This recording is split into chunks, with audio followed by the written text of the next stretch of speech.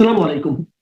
দর্শক, অন্যমঞ্চের আলোচনায় আজকে আমাদের আমন্ত্রিত অতিথি হিসেবে আছেন মোদি গত 24শে মার্চ 2026 মানে গত মঙ্গলবার মার্কিন প্রেসিডেন্ট ট্রাম্প ফোন করেছিলেন ভারতের প্রধানমন্ত্রী নরেন্দ্র মোদিকে। ফোন করার কারণ ছিল মধ্য এশিয়ায় যে যুদ্ধ এখন শুরু হয়েছে, ইরান যুদ্ধ, যে যুদ্ধ এখন শুরু হয়েছে সেই যুদ্ধ বন্ধ করা এবং হরমুজ প্রণালী যেটা ইরান বন্ধ করে রেখেছে, ছাড়ছে কেবলমাত্র নিজের কিছু কয়েকটি বন্ধু রাষ্ট্র, অন্তত যাদেরকে বন্ধু বলে মনে করেন এমন কয়েকটি রাষ্ট্রের জন্য ছাড়ছেন।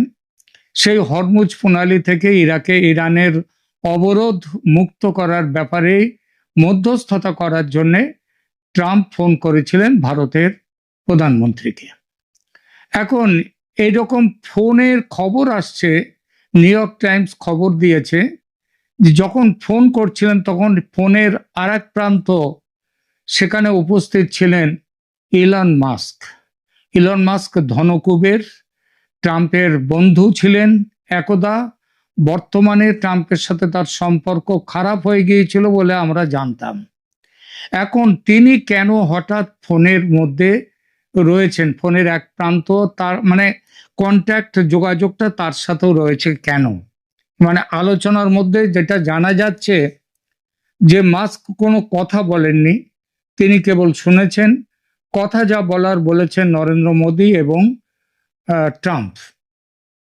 প্রশ্নটা হচ্ছে, দুটো দেশের প্রধান যখন কথা বলছেন, সেই কথা বলার সময় এভাবে তৃতীয় ব্যক্তির উপস্থিতি খুবই বিরল, নেই, ধরতে গেলে প্রায় নেই। কিন্তু কেন মাস্ক উপস্থিত ছিলেন? শোনা যাচ্ছে দেশের ভেতরে ও বাইরে এইটা নিয়ে আলোচনা চলছে। বিভিন্ন, বললাম আগেই নিউ ইয়র্ক টাইমসের কথা বলেছি, নিউ ইয়র্ক টাইমসে বলাই হয়েছে যে ইলন মাস্ক এই আলোচনার একটা ফোন তার কাছেও ছিল। তাহলে এখন কেন হঠাৎ এই রকম আলোচনার মধ্যে ইলন মাস্ক এসে হাজির? বিশেষত ট্রাম্পের সঙ্গে যখন তার সম্পর্ক খারাপ হয়ে গেছে, ভালো নেই না, খারাপ হয়ে গেছে বলে সবাই জানতো, তখন কেন? এবং এইটা নিয়ে দেশের ভিতরে বাইরে প্রচুর আলোচনা চলছে যে কেন ইলন মাস্ক এই সময়ে ফোনে আছেন। তার কারণ যেটা জানা যাচ্ছে, দেশের ভেতরে ও বাইরে ট্রাম্প এখন বিপুল সমালোচিত, তার জনপ্রিয়তা ভীষণভাবে নিচে নেমে গেছে। তাই ট্রাম্প সন্ধি করে নিয়েছেন মাস্কের সঙ্গে। কিন্তু নরেন্দ্র মোদী বা কেন আলোচনার মধ্যে বেসরকারি এক ব্যক্তি মাস্কের থাকার অনুমতি দিলেন, নাকি তিনি অনুমতি দেননি, অথচ কোনো ফর্মাল অনুমতি দেননি, তবুও আলোচনায় মাস্ক ছিলেন? মানে এই দুই রাষ্ট্রপ্রধানের হয় দুজন, নইলে কেউ একজন বলেছেন বলেই তো মাস্ক থাকতে পেরেছে, নইলে তো থাকতে পারতেন না। নিশ্চিতভাবেই এটি কিন্তু কূটনৈতিক দৃষ্টিতে অস্বাভাবিক ঘটনা। কারণ 24শে মার্চ, সেই মার্চে ট্রাম্প মোদি ফোনালাপে ইলন মাস্ক ছিলেন বলে শুধু নিউ ইয়র্ক টাইমস প্রথম খবরটা দেয় দুদিন পর, 27 তারিখে। কিন্তু তারপরে পৃথিবীর বহু দেশে, বিশেষত আন্তর্জাতিক প্রতিবেদন, বহু প্রতিবেদনে এটা উঠে এসছে। নিউ ইয়র্ক টাইমসের প্রতিবেদনে দুই মার্কিন কর্মকর্তার বরাতে বলা হয়েছে যে যুদ্ধকালীন সংকটে দুই রাষ্ট্রনেতার কথোপকথনে কোনো বেসরকারি ব্যক্তির উপস্থিতিকে সেই প্রতিবেদন, সব প্রতিবেদন বলেছে আনইউজুয়াল, অর্থাৎ অস্বাভাবিক। আরো তাৎপর্যপূর্ণ হলো, ভারত বা যুক্তরাষ্ট্র কেউই নিজেদের প্রকাশ্য যে বিবরণী প্রকাশ হয়েছে, রিড আউট, সেই রিড আউটে মাস্কের উপস্থিতির কথা উল্লেখ করেনি। তাহলে কেন? যেটা নিশ্চিতভাবে জানা গেছে তা হলো 24শে মার্চ ট্রাম্প মোদিকে ফোন করেন পশ্চিম এশিয়ার পরিস্থিতি নিয়ে কথা বলতে, এবং মোদি পরে প্রকাশ্যে বলেন যে ভারত দ্রুত উত্তেজনা প্রশমন, শান্তি পুনঃপ্রতিষ্ঠা এবং হরমুজ প্রণালী খোলা, নিরাপদ ও প্রবেশযোগ্য রাখার পক্ষে। এই কলটি ইরান, ইসরায়েল, যুক্তরাষ্ট্র ঘিরে চলমান সংকটের মধ্যে হয়েছিল। তাই এর কৌশলগত গুরুত্ব ছিল সরাসরি জ্বালানি নিরাপত্তা ও সামুদ্রিক চলাচলের সঙ্গে যুক্ত। এরপর 27শে মার্চ প্রকাশিত নিউ ইয়র্ক টাইমসের প্রতিবেদনে জানানো হয় ইলন মাস্কও ওই কলের অংশ ছিলেন, কিন্তু সরকারি বিবরণীতে তার নাম না থাকা থেকেই বোঝা যায় বিষয়টি অন্তত প্রকাশ্য কূটনৈতিক কাঠামোর অংশ হিসেবে তুলে ধরা হয়নি। ঘটনাটা কতটা বিরল ছিল দেখা যাক। রাষ্ট্রপ্রধানদের ফোনালাপ সাধারণত খুব প্রস্তুতি নিয়ে হয়, মানে তার আগে অনেক প্রস্তুতি চলে। মার্কিন ব্যবস্থায় এ ধরনের কলের আগে নীতিগত টকিং পয়েন্টস তৈরি হয়, কোন কোন বিষয়ে কথা হবে এবং সেই বিষয়ে সংশ্লিষ্ট কর্মকর্তারা উপস্থিত থাকেন এবং কথোপকথনের রেকর্ডও সংরক্ষণ করা হয়। সেই মানদণ্ডে দেখলে কোনো আনুষ্ঠানিক পদে না থাকা এক বেসরকারি ধনকুবের এলন মাস্কের এমন কলে থাকা অবশ্যই বিরল, তবে অসম্ভব নয় ট্রাম্পের জন্য, বিশেষ করে ট্রাম্প, কারণ তিনি অতীতেও প্রচলিত কূটনৈতিক শিষ্টাচার ভেঙে ব্যক্তিগত ফোন ব্যবহারের মতো পদক্ষেপ নিয়েছেন।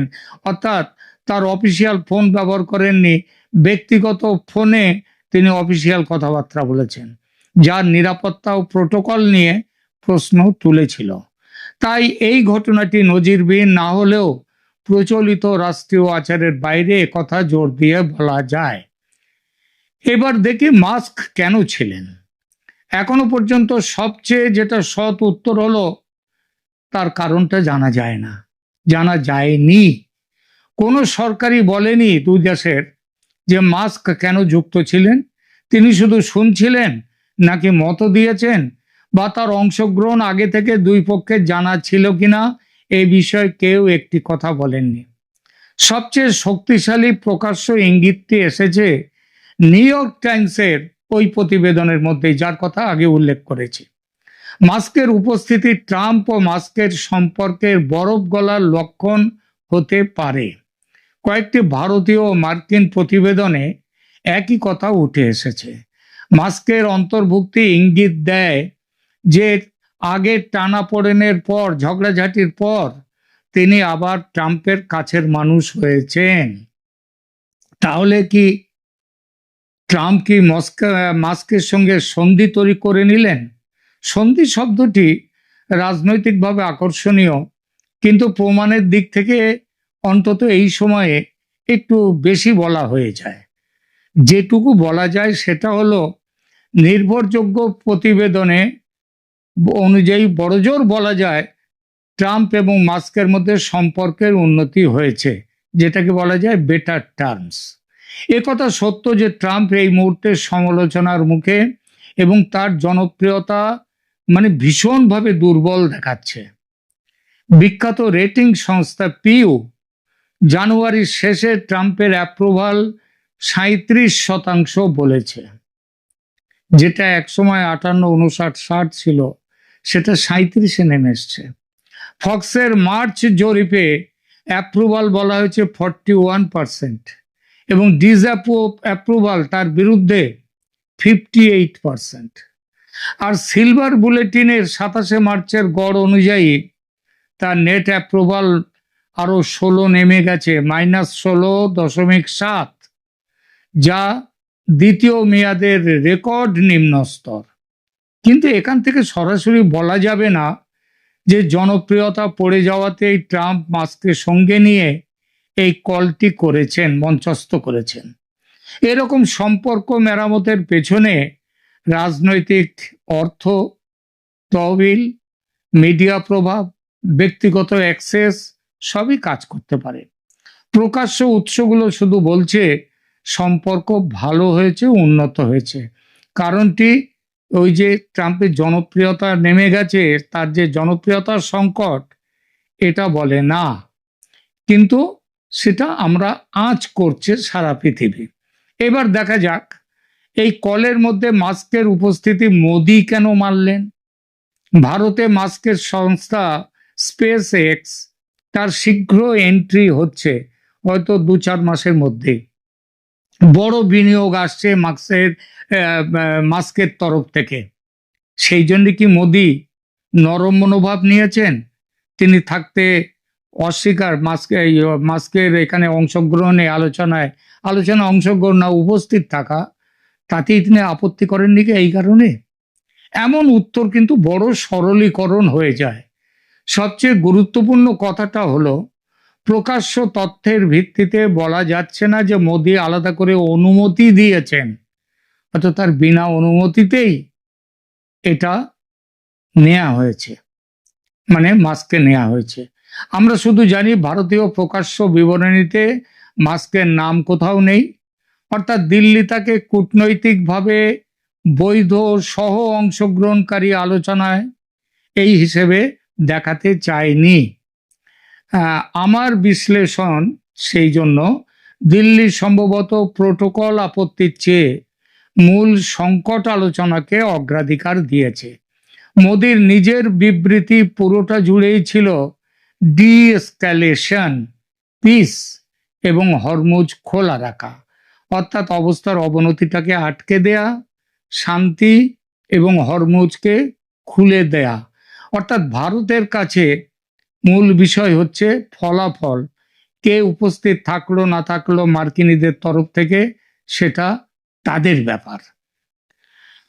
আরেকটি রাজনৈতিক ব্যাখ্যাও আছে, যখন সক্রিয় যুদ্ধ, তেলের রুট এবং বৈশ্বিক সরবরাহ নিয়ে অনিশ্চয়তা চলছে, ভয়ঙ্কর অনিশ্চয়তা, তখন ভারত হয়তো যুক্তরাষ্ট্রের প্রেসিডেন্টের সঙ্গে সরাসরি লাইন খোলা রাখাকে বেশি গুরুত্বপূর্ণ ভেবেছে। এমনকি কলের বিন্যাস অস্বাভাবিক হলেও। এই ব্যাখ্যাটি অবশ্য অনুমান ভিত্তিক, কেউ বলেননি, কিন্তু ঘটনা প্রবাহের সঙ্গে কিন্তু এইটা সামঞ্জস্যপূর্ণ ব্যাখ্যা।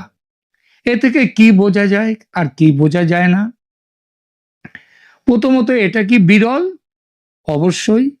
যুদ্ধকালীন দুই রাষ্ট্রনেতার কলে বেসরকারি ব্যক্তির উপস্থিতি ভীষণভাবেই অস্বাভাবিক। তবে এটি নিয়মতান্ত্রিকভাবে অবৈধ ছিল এমন প্রমাণ প্রকাশ্যে নেই, কারণ কেউই স্বীকার করেননি। আর স্বীকার করেননি বলে মিয়া বিবি রাজি তো কেয়া করেগা কাজী, মানে মাস্ক চেয়েছেন, ভারত আপত্তি করেনি, মানে মেনে নিয়েছে, সুতরাং অসুবিধা কোথায় মাস্কের আসার? মাস্ক কেন ছিলেন এই মিটিংয়ে, মানে আলোচনায়? তারও ফোন লাইন কেন তার কাছেও ছিল? সরকারি ব্যাখ্যা নেই। সবচেয়ে শক্তিশালী যে ব্যাখ্যা সেটা হলো, ট্রাম্প মাস্ক সম্পর্কের বরফ গলেছে, মাস্ক নীতি নির্ধারণে সক্রিয় ভূমিকা আগে নিয়েছেনও আগে, কিন্তু এবার নেওয়া শুরু করেছেন এমন প্রমাণ নেই। তবে কাতার, সৌদি আরবে বিশাল বিনিয়োগ আছে মাস্কের কোম্পানির, এবং যুদ্ধ বিরাট আর্থিক ক্ষতির মুখে ফেলেছে মাস্ককে, তাই এটা তার কাছে ব্যবসায়িক স্বার্থ। আর ট্রাম্প কি দুর্বল হয়ে যাচ্ছেন মাস্কের কাছে? ট্রাম্পের অ্যাপ্রুভাল দুর্বল, সমালোচনা বাড়ছে, আর শুধু জনপ্রিয়তা কমাই এই অ্যাপ্রোচমেন্ট বা এই আবার মিলিয়ে নেয়া মাস্কের সাথে সম্পর্ক, এটা প্রমাণিত নয়, কিন্তু এটা হওয়ার সম্ভাবনা উড়িয়ে দেওয়া যায় না। আর মোদি কি অনুমতি দিয়েছেন? আগেই বলেছি, ভারত তার যে রিড আউট, সেই রিড আউটে মাস্কের নাম নেই। মোদি ব্যক্তিগতভাবে মাস্ককে অনুমোদন দিয়েছেন বা আপত্তি তুলেছেন বা আপত্তি তোলেননি এমন তথ্য কোথাও নেই। আমরা যেটাই বলবো সেটা আমাদের অনুমান। আমার যেটা মনে হয়, ঘটনাটিকে আমি 3 স্তরে দেখছি। প্রথমত, এটি স্পষ্টতই প্রোটোকল ভাঙা অস্বাভাবিক ঘটনা, তাতে কোনো দ্বিমত নেই। দ্বিতীয়ত, মাস্কের উপস্থিতি ট্রাম্প মাস্ক সম্পর্কে পুনরায় উষ্ণ হওয়ার ইঙ্গিত দিচ্ছে, কিন্তু সেটি এখনো পূর্ণ রাজনৈতিক জোটের প্রমাণ নয়। তৃতীয়ত, মোদির দিক থেকে এটি মাস্ককে বৈধতা দেওয়ার চেয়ে বেশি ছিল সংকটকালে ওয়াশিংটনের সঙ্গে যোগাযোগ খোলা রাখার বাস্তববাদী সিদ্ধান্ত।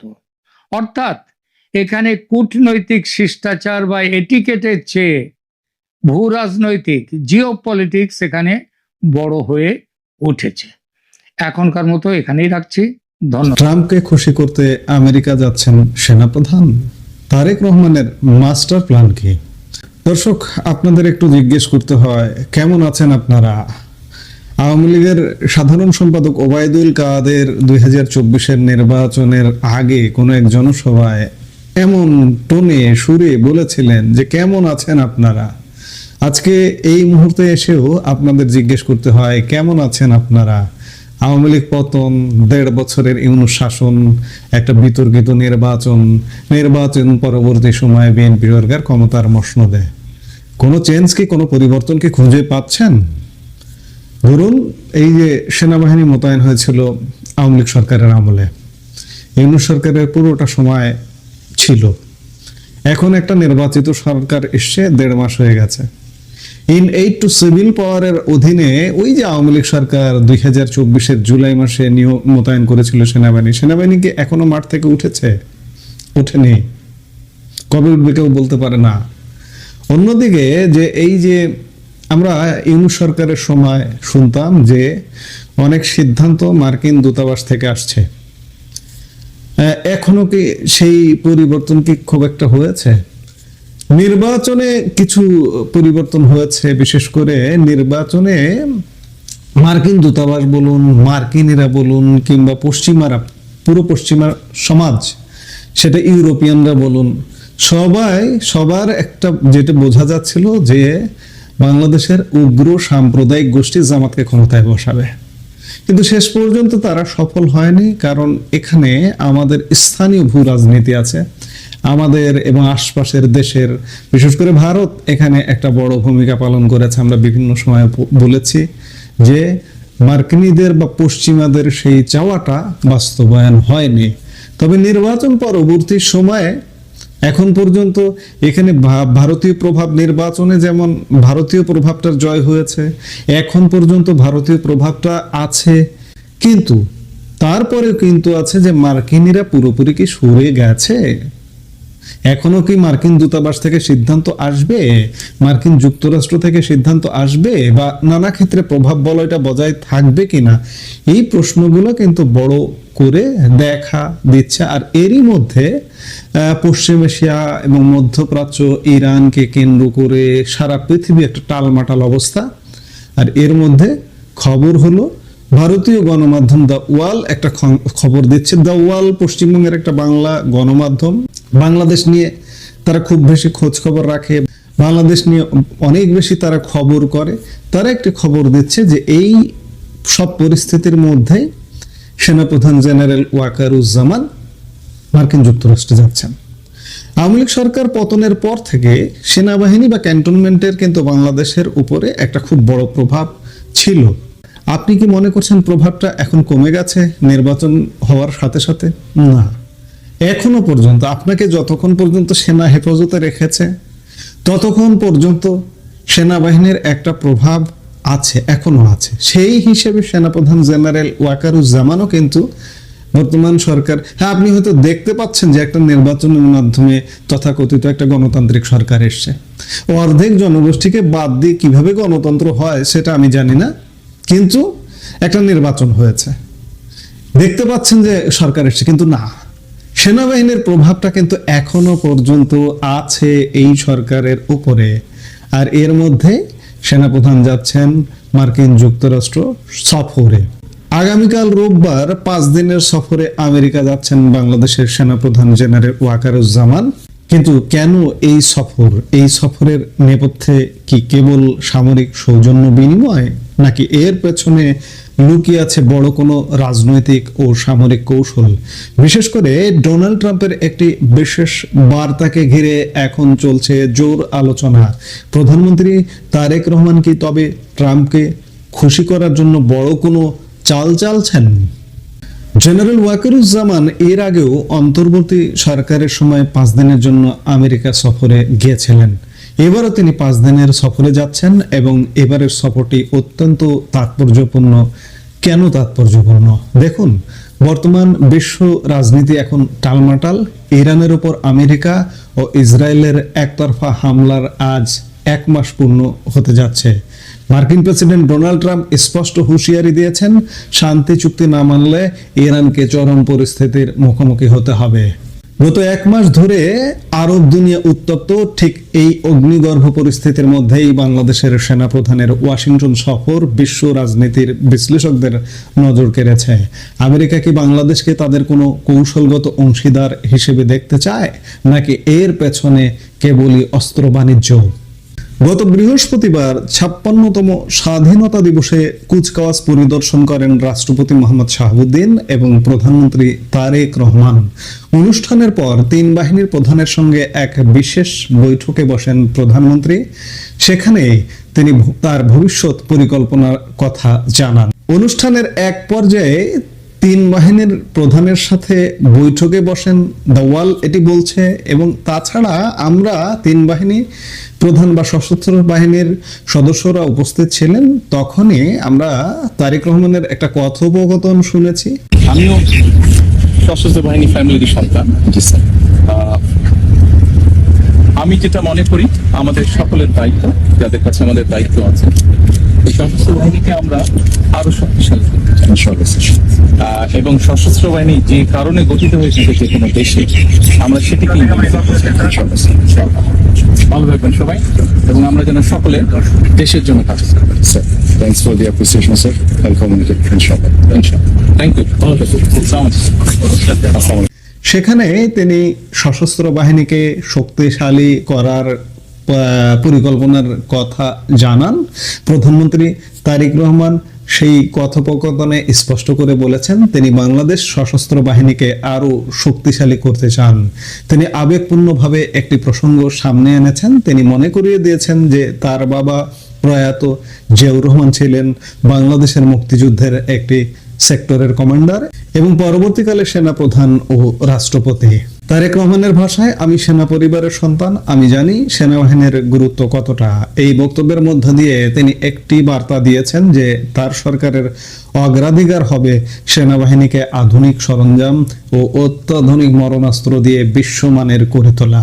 আর এই লক্ষ্য পূরণেই সেনাপ্রধানের এই আমেরিকা সফর কি? এবার আসা যাক সবচেয়ে আলোচিত বিষয়ে। ডোনাল্ড ট্রাম্প যখন প্রধানমন্ত্রী তারেক রহমানকে শুভেচ্ছা বার্তা পাঠান নির্বাচিত হবার পর, সেখানে একটি বিশেষ পয়েন্ট ছিল। ট্রাম্প স্পষ্ট করে জানিয়েছিলেন যদি বাংলাদেশের নতুন সরকার আমেরিকার কাছ থেকে অস্ত্র কেনে তবে তিনি অত্যন্ত খুশি হবেন। রাজনীতিতে গিভ অ্যান্ড টেক বা আদান প্রদান খুবই স্বাভাবিক। মনে করা হচ্ছে ট্রাম্পের এই ইচ্ছাকে সম্মান জানাতে এবং আমেরিকার সঙ্গে সম্পর্ককে অন্য উচ্চতায় নিয়ে যেতেই এই অস্ত্র কেনার আলোচনা। ট্রাম্পের মন জয় করতে তারেক রহমান সেনাপ্রধানকে সরাসরি আলোচনার টেবিলে পাঠাচ্ছেন কি? গত বছরও সেনাপ্রধান সেখানে গিয়েছিলেন, কিন্তু এবারের সফরে আলোচনার মূল বিষয়বস্তু হবে অস্ত্র ক্রয়, আধুনিক ট্যাঙ্ক, মিসাইল সিস্টেম কিংবা ড্রোন প্রযুক্তি। আমেরিকা থেকে কি কি আনতে যাচ্ছে বাংলাদেশ? এটি কেবল সামরিক শক্তি বৃদ্ধি, নাকি ট্রাম্প প্রশাসনের সঙ্গে একটি দীর্ঘমেয়াদী রাজনৈতিক মিত্রতা নিশ্চিত করা?